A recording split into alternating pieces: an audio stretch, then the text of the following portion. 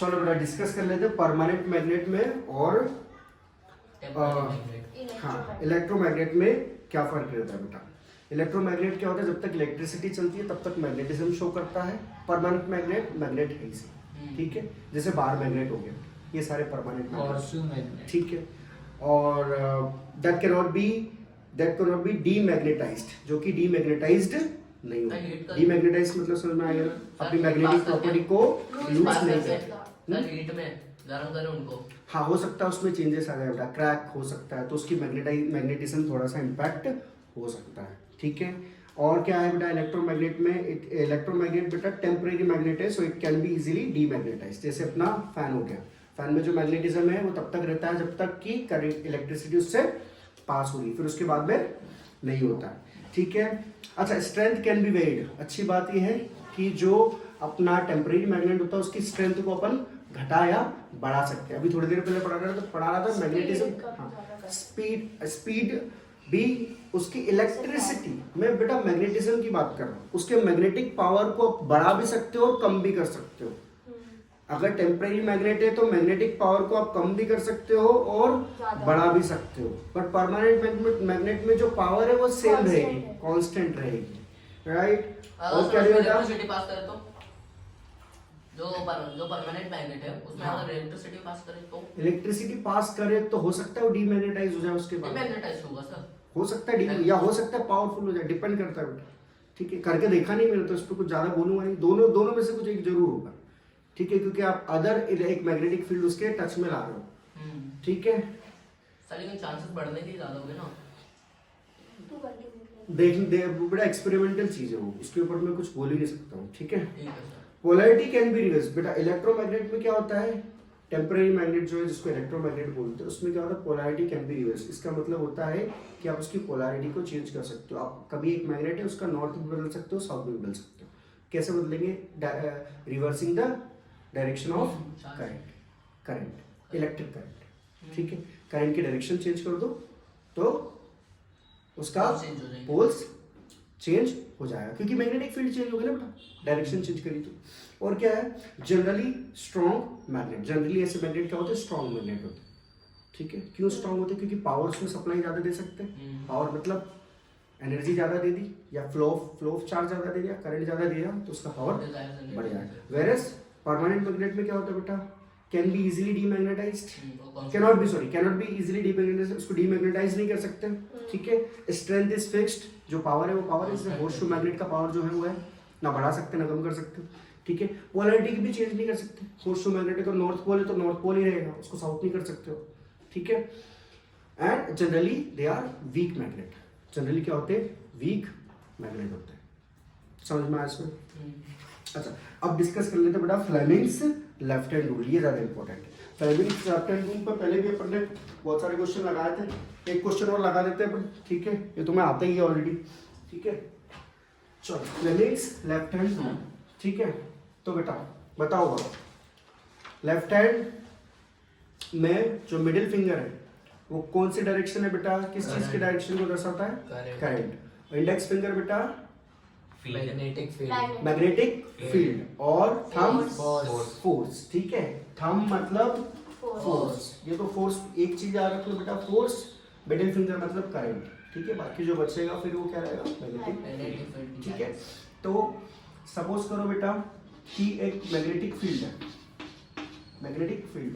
ना, magnetic field है, उसके अंदर से एक वायर पास हो रहा है, मैग्नेटिक फील्ड है उसके अंदर से एक वायर पास हो रहा है।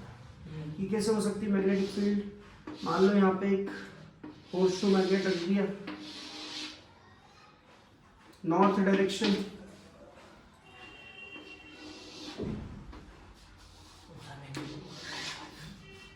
साउथ डायरेक्शन, ठीक है।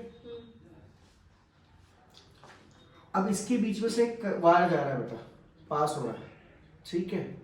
आपको बताना है अगर एक पार्टिकल यहाँ पे कोई एक इलेक्ट्रॉन है, क्या है इलेक्ट्रॉन है, ठीक है, इलेक्ट्रॉन, तो बताओ उसके ऊपर फोर्स कहाँ पे लगेगा, inside outside the board, outside the board, outside the board, outside the board, अरे यार कहाँ लगेगा बेटा? Outside the board. Outside the board. Board. कैसे? कैसे?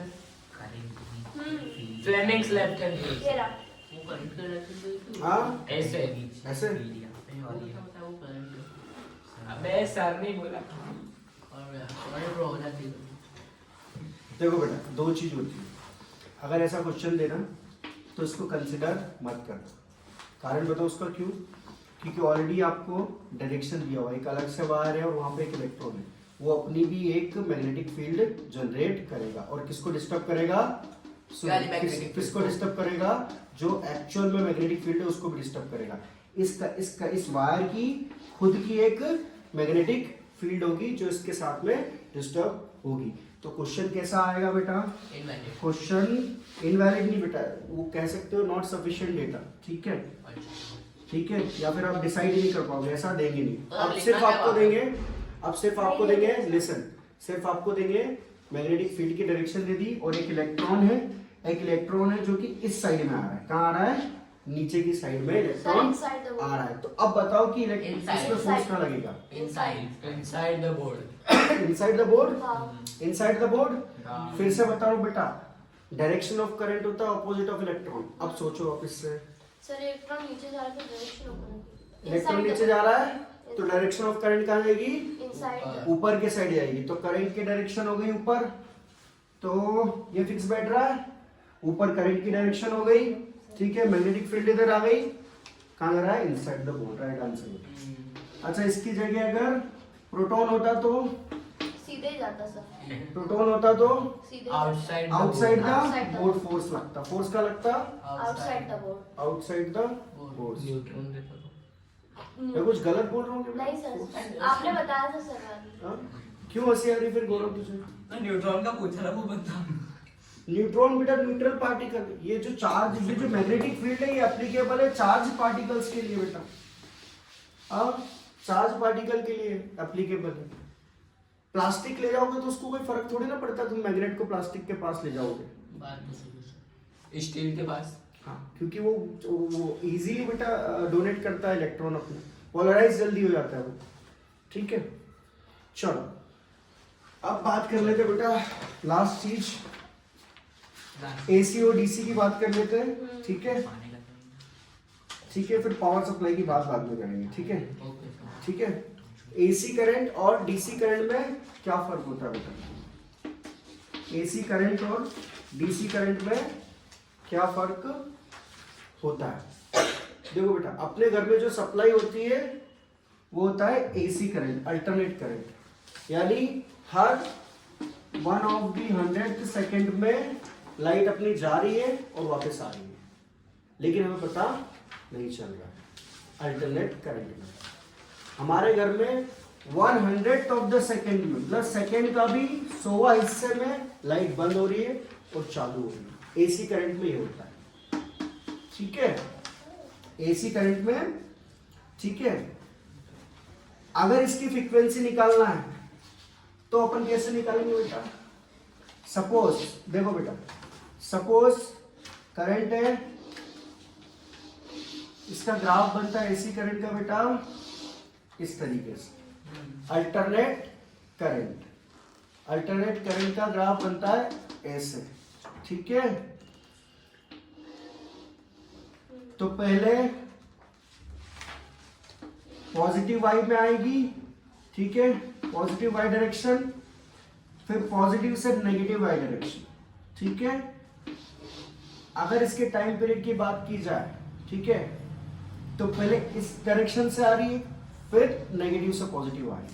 तो ये हो गया बेटा 100th और ये हो गया 100, ये पूरा। ठीक है, इसके टोटल टाइम पीरियड की बात की जाए बेटा तो 100 + 100 that is 1/50th second. Frequency का मतलब क्या होता है? Number of cycle. फ्रीक्वेंसी का मतलब क्या होता है बेटा? Frequency is equal to, frequency बेटा होता है 1/t। क्या होता है? 1/t। ठीक है, तो टाइम पीरियड कितना है अपना? 50 सेकेंड, 1/50th सेकेंड, तो t 1/150, तो फ्रीक्वेंसी कितनी आ गई? 50। 50 हर्ट्ज। ठीक है, ठीक 1 साइकिल पर सेकेंड, ठीक है, 1 साइकिल पर सेकेंड को बोलते हैं फ्रीक्वेंसी। बैठो बेटा 2 मिनट। एसी करंट बेटा, अब इसके बेनिफिट्स की बात कर लेते हैं बेटा। एसी करंट में क्या होता है, क्योंकि लाइट आ रही है फिर लाइट जा रही है, एनर्जी सेव हो रही है। चाहे एक माइक्रो सेकेंड के लिए भी अगर बंद हो रही है तो एनर्जी सेव हो रही है एसी करंट। तो ये क्या है बेटा, सबसे अच्छी बात है कि एनर्जी सेव होती है इसमें एसी करंट में। दूसरी बात है बेटा, एडवांटेज है कि लॉन्ग डिस्टेंस तक चलती है, ठीक है, लंबी दूरी तक जाती है एसी करंट। अच्छा, इसका डिसएडवांटेज ये है कि इसको आप स्टोर नहीं कर पाते, ठीक है।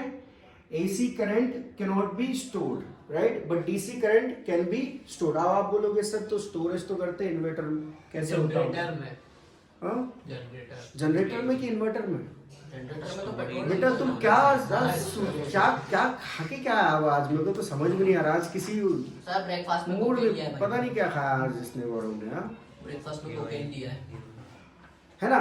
तो इन्वर्टर में उसमें क्या करते हैं बेटा, उसमें एक ऐसा सिस्टम लगा रहता है कि जब इस डायरेक्शन से आ रहा है तो उसको डायरेक्शन चेंज करके वो डीसी में लेता है, ठीक है। डायरेक्शन चेंज आपने जनरेटर में पढ़ा नहीं, डायरेक्शन चेंज करने के लिए शाफ्ट होता है जो डीसी में कन्वर्ट कर देता है। तो एसी को डीसी में पहले कन्वर्ट करता है इन्वर्टर या कोई भी स्टोरेज डिवाइस, ठीक है, ठीक है। जैसे मोबाइल बैटरी चार्जर, ये कन्वर्ट करके इसमें आता है, ठीक है, क्योंकि डीसी में स्टोर होता है। अपने मोबाइल में भी जो होती है बैटरी डायरेक्ट करंट होता है, एसी थोड़ी ना होता है। एसी को कन्वर्ट करता है अपना, ये लगा रहता है ना, क्या उसको बोलते हैं, अडाप्टर।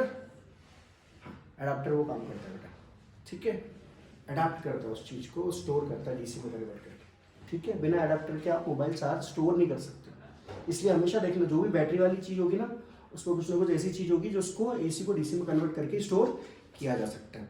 तो डीसी करंट का मतलब होता है बेटा direct current, the current which does not reverse it direction, and DC current can be stored.